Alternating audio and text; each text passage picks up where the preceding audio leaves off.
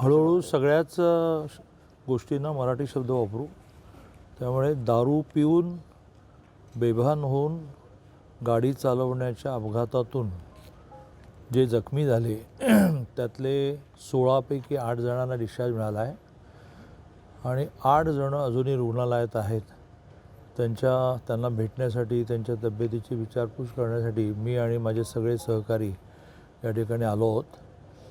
त्याच्यामध्ये एक महिला पेशंट असे आहेत की ज्यांच्या पाठीच्या कण्याला फ्रॅक्चर आहे.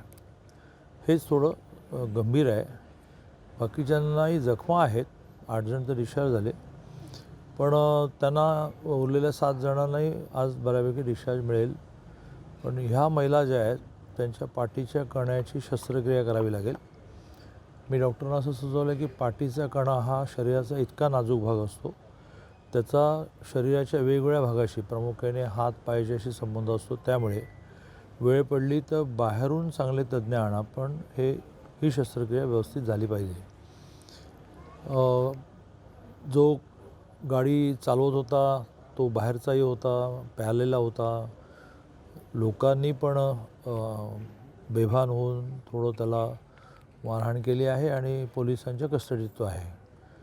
अशा सगळ्या घटना घडत असताना पोलिसांची जशी जबाबदारी आहे तशी स्वाभाविकपणे एकूण नागरिकांनीसुद्धा आपलं कर्तव्य, हक्क सगळे कळतात तसं कर्तव्याची सुद्धा जाणीव ठेवली पाहिजे असं मला वाटतं.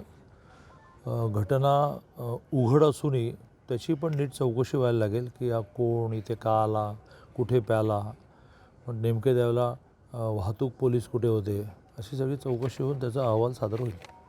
प्रामुख्याने बघितलं तर सांगली महापालिकेत पार्किंगची मोठी समस्या आहे. याबाबत महापालिका आणि पोलिसांना दोन्हीनं वारंवार सूचना दिल्या, पण महापालिकेची जो पार्किंग समस्या आहे किंवा गावात फिरण्यासाठी जागासुद्धा नाही आहे. असं आहे की जेवढ्या म्हणून सुविधा उपलब्ध करता येतील त्या निधीचा विचार न करता आपण करतो. जसं आपण इकडे सांगलीमधून पेठकडे जाताना चा जो आमच्या आपल्या टिळक मंदिरच्या चौकामध्ये आपण एक ॲडिशनल अधिकचा पूल केला. आता तो केल्यानंतर असं लक्षात आलं की वाहनं सगळी तिकडून चालली आणि मागे शेपूट त्याचं मारुती रोडपर्यंत यायला आलं. मग आता असा निर्णय करावा लागेल की बा त्या मोठी वाहनं जी आहेत ती इथून जाणार नाहीत. आता त्या मोठ्या वाहनांचं म्हणणं असं की मी लांबून गेलो तो वेळही जास्त जातो आणि पेट्रोल डिझेल जास्त खर्च होतो. योगाने काय झालं आहे की वाढत्या लोकसंख्येमध्ये एकाचं हित जे आहे ते दुसऱ्याच्या अहितामध्ये जोडलेलं आहे. म्हणजे समजा फेरीवाल्यांवर कारवाई करायची तर मग स्वाभाविकपणे भूतदयेचा मुद्दा येतो की मग यांचं घर कसं चालायचं, त्यांच्यावर कारवाई नाही करायची तर लोकांनी चालायचं कसं. आता ह्या सगळ्यातून वाट काढत पुढे जायला लागेल.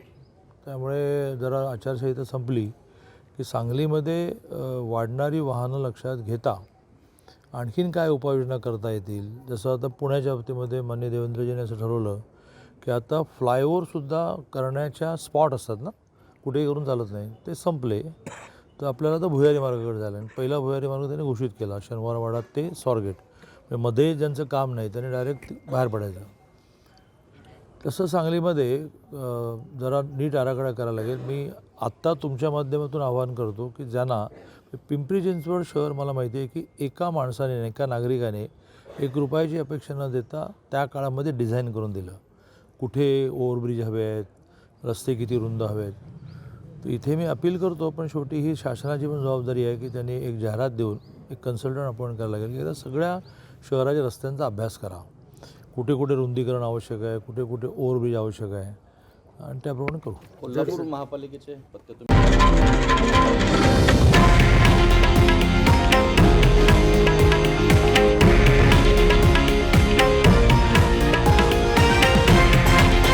हे आहे देशातील नंबर 1 न्यूज नेटवर्क आणि आपण पाहत आहात TV9 मराठी, एकमेव.